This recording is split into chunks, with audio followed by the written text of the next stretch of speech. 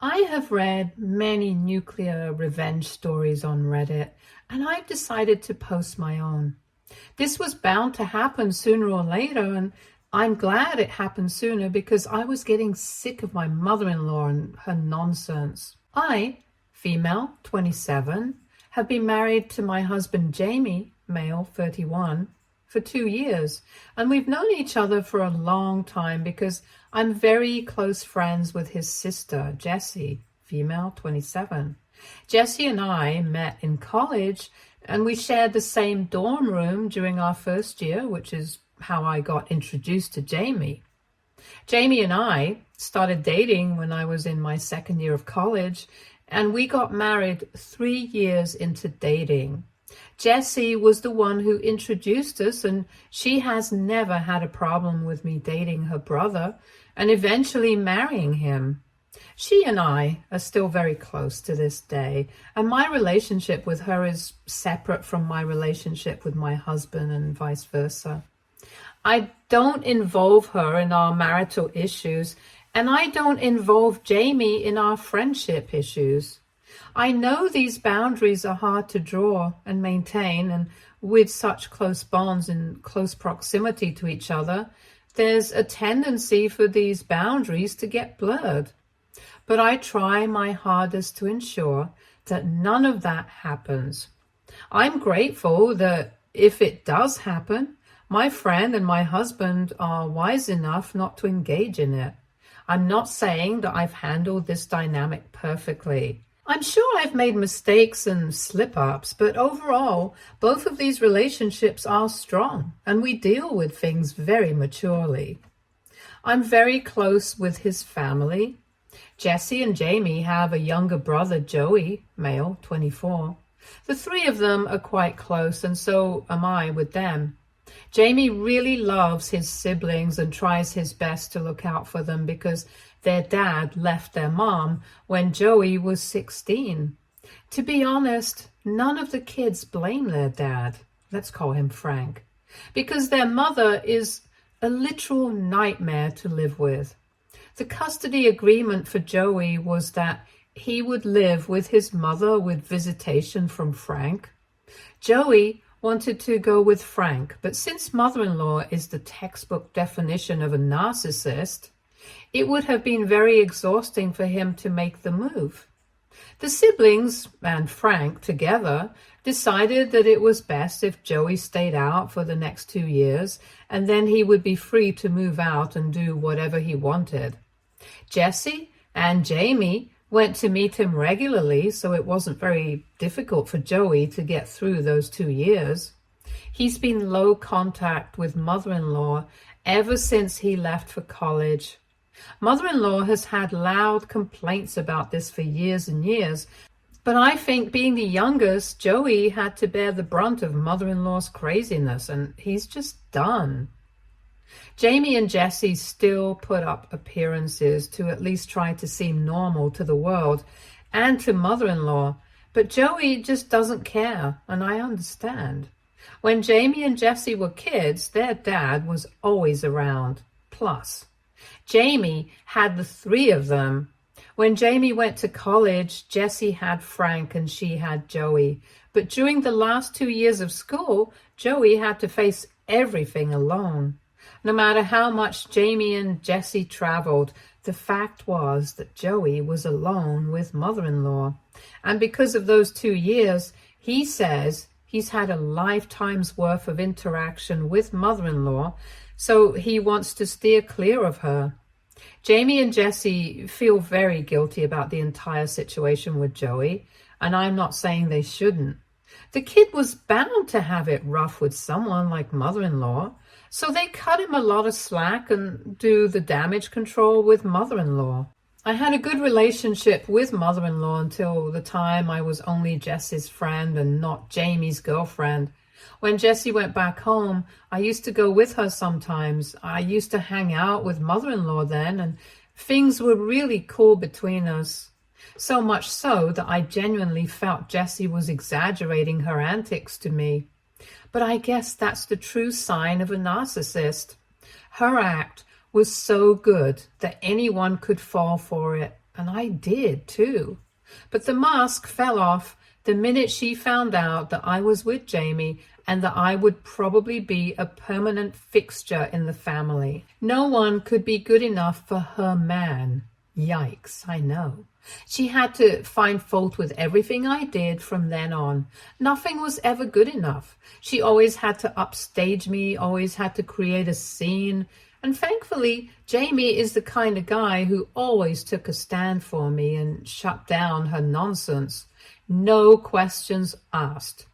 The final straw for him was when she turned up wearing white to our wedding.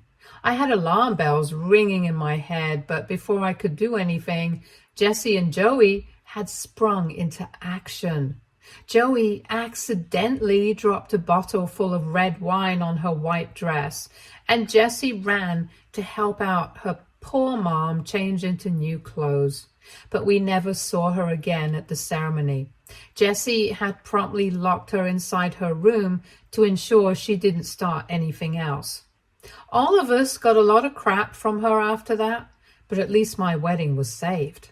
Jamie tore into her and told her that she had brought this upon herself because she had chosen to upstage the bride, and she should be thankful that we weren't cutting her off completely. That shut her up, and she behaved for a couple of months before starting new drama. So we generally steer clear of her. Things came to a head a couple of days ago. Jamie had to go on a work trip to Cali. It was very important for him, and his promotion depended on how well he could negotiate deals with his clients.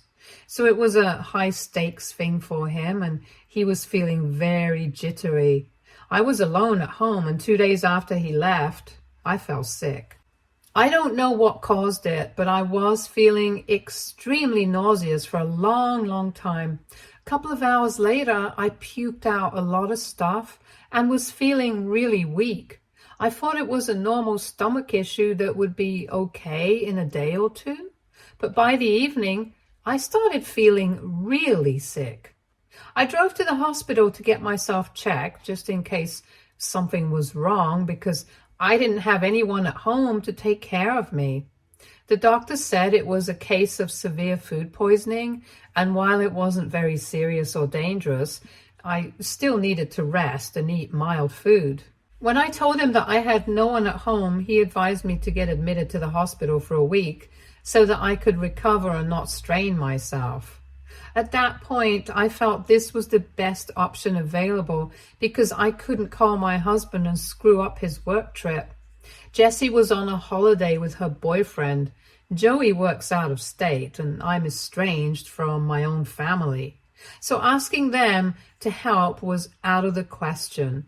I had a couple of other friends, but none I was so close to that I could ask them to tend to me for a week.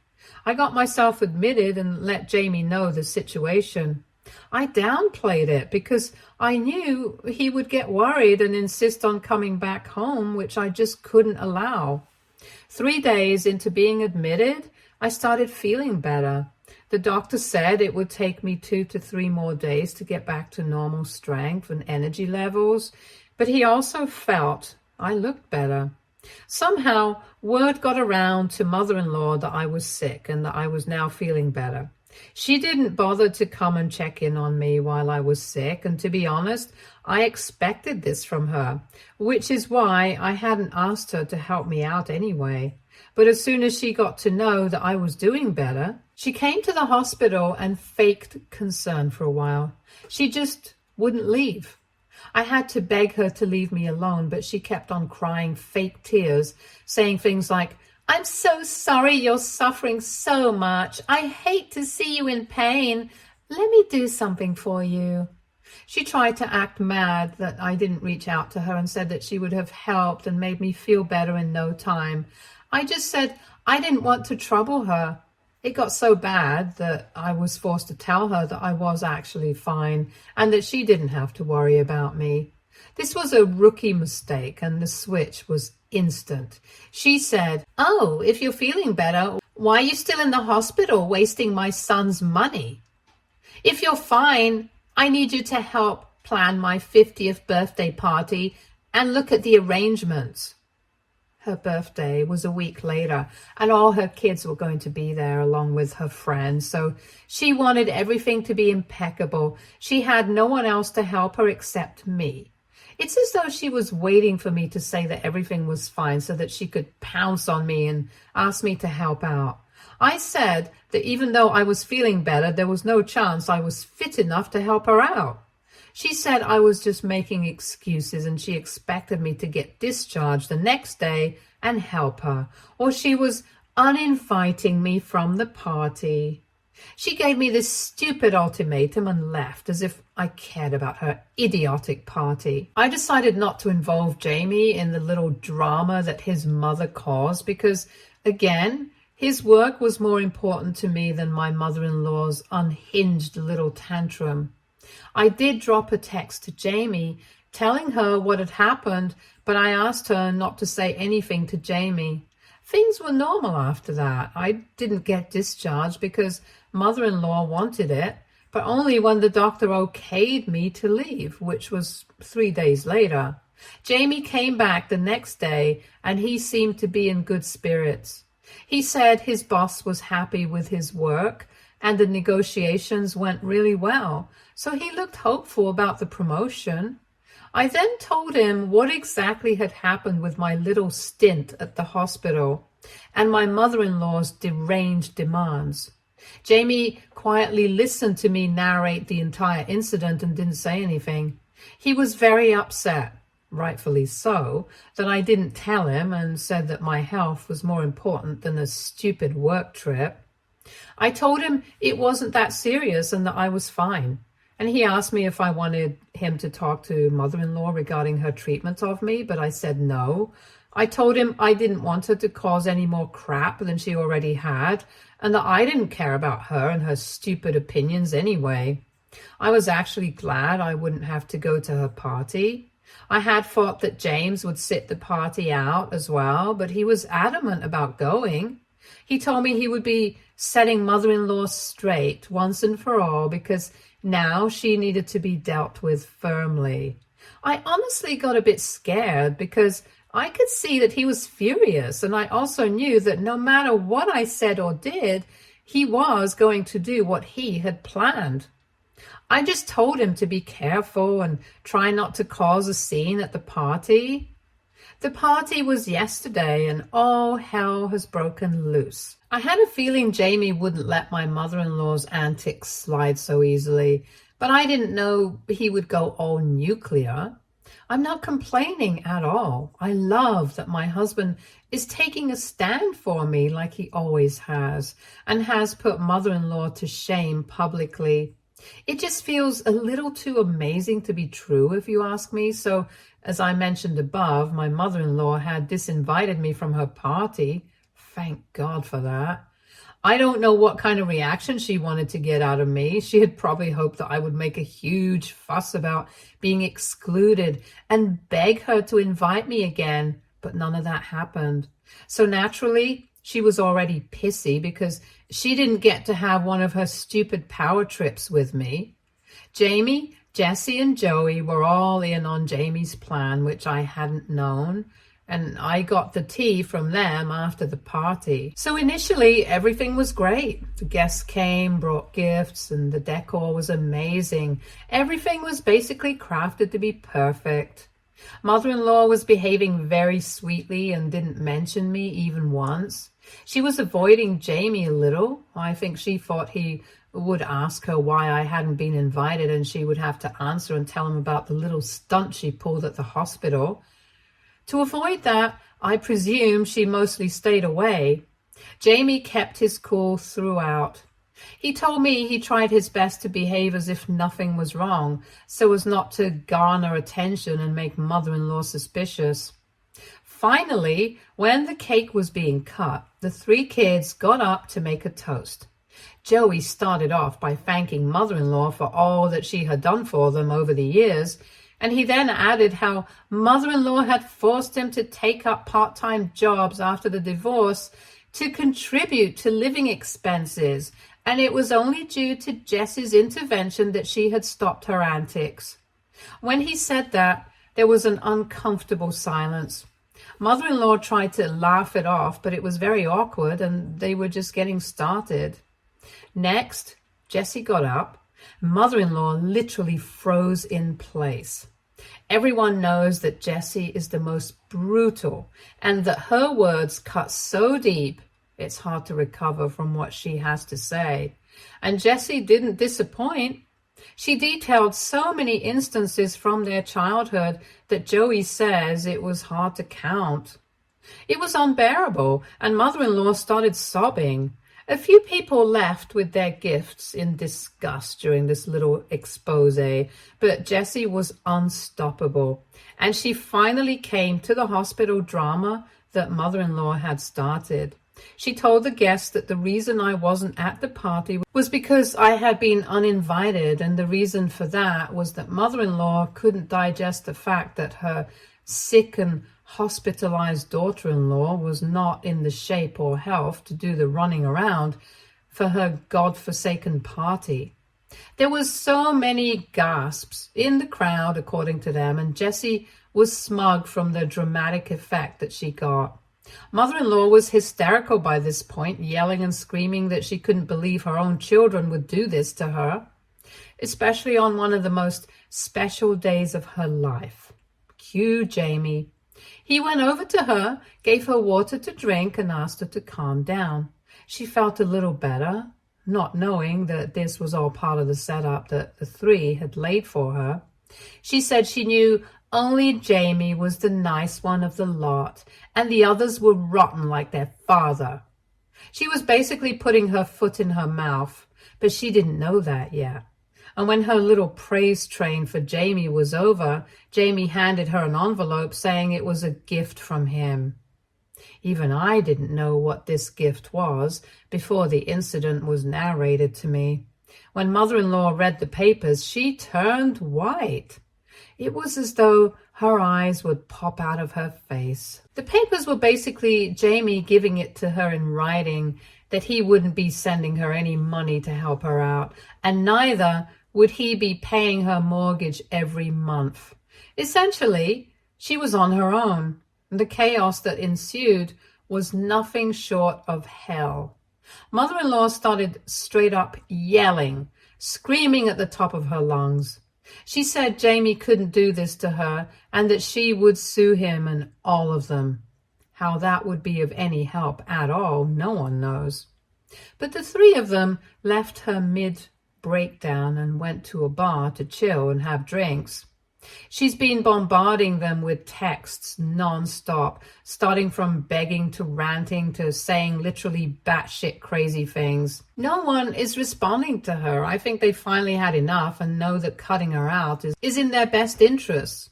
And we have no idea at all what she's going to do because she's basically been surviving on handouts from her kids.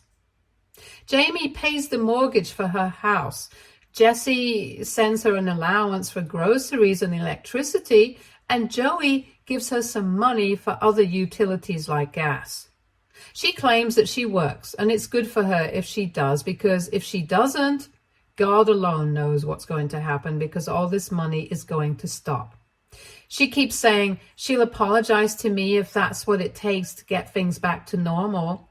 And she doesn't realize that what she did to me wasn't the reason why this blow-up happened. It was just the last straw on the camel's back, and everyone had had enough. This was their breaking point, and now there's no going back. I know them really well. Joey, not so much, but I have a fair idea of how he thinks too. They're done, and good for them. I'm so proud of all three for finally putting an end to her toxicity. Had it been left to me, I would have done it years ago, but I never pushed for anything because at the end of the day, she's their mother, and I wouldn't want to ruin that relationship, especially since I'm estranged from my mother. But this was entirely their call, and I know it had nothing to do with me. So at least I'm not guilty. Let's see what happens next, because I know mother-in-law isn't going to take this sitting down. She's going to come back because she has no other option, frankly. She was surviving literally because of her children, and without their help, She can't afford half the luxuries she presently does. It's going to be a fun ride from here on, and I can't wait to see her imminent downfall.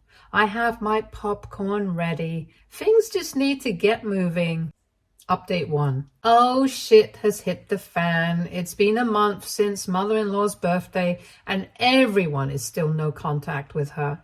She, however, doesn't understand this because she's been trying every trick in the book to get the kids to talk to her again.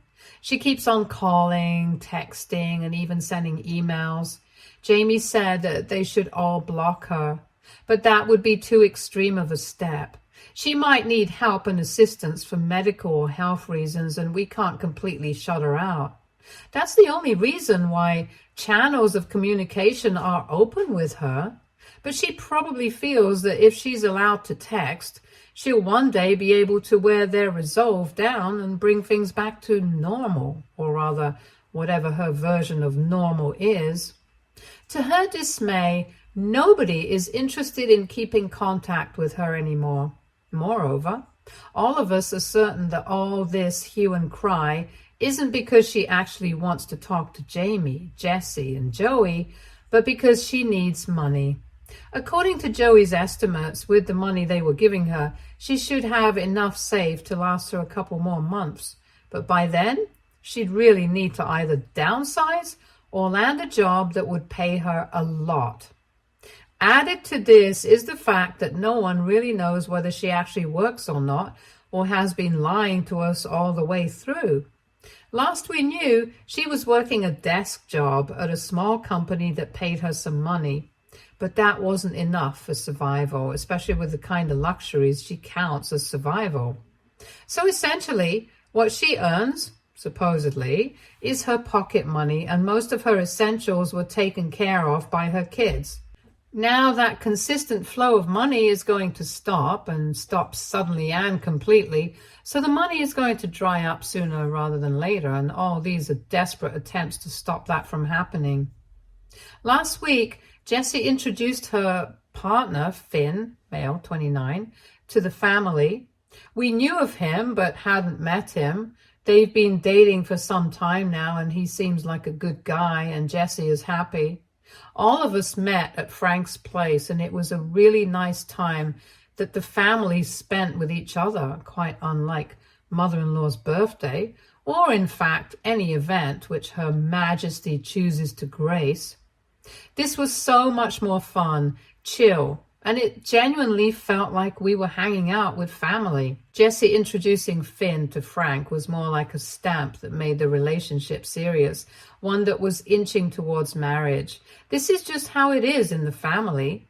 Jamie and I both think Finn is going to pop the question in 2 to 3 months at max, and this is just their way of easing him into the family.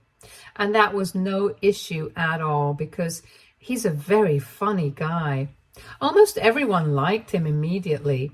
He knows about the entire deal with mother-in-law and cracked a few subtle jokes at her expense. It was mean, but only slightly, and all of us laughed because, come on, everyone knows how she is. But then the drama happened. She somehow, and nobody knows how, found out that Jessie had a partner that everyone in the family had met. By everyone, I mean the immediate family, Jamie, Joey, Frank, and me. And only mother-in-law was the one who had no idea who the guy was, what he did, and what their plans for the future were. And she has been both inconsolable and uncontrollable since then.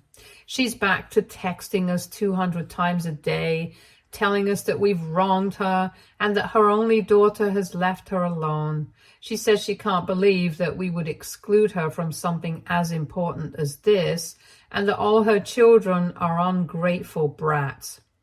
I don't understand how she expects anyone to even want to make amends if this is what she keeps saying on a regular basis. To everyone's relief, she doesn't know who Jess's boyfriend is, and we want to keep it that way because otherwise she's going to look him up on social media and bombard him with texts as well. It's not Finn's mess right now, at least, and we want to keep him away from her nonsense for as long as we can. Jessie is so done with mother-in-law. She says she won't even invite her to the wedding. I personally think that won't be possible, and she's going to barge in, make an entry, and cause a scene anyway. But I understand Jessie's sentiments. She tried to upstage me at my wedding, and she sure as hell would want to upstage Jessie at hers. For my wedding, she was mother of the groom and therefore needed special treatment. For Jessie's, she's going to be mother of the bride and would make the day all about herself instead of the couple. So it's in everyone's best interest that she's kept in the dark, but that's going to be very difficult. Anyway, we'll cross that bridge when we get there. I hope this is my final update because I don't want any more drama. But with the way my mother-in-law is, we can never really say. Update 2. Jessie got engaged. It took Finn only a month to pop the question, and I think Jessie was anticipating it. We're all so happy for them. Finn already feels like family, and we're all in regular touch. He hangs out with Joey a lot, and they share similar interests, so it's great.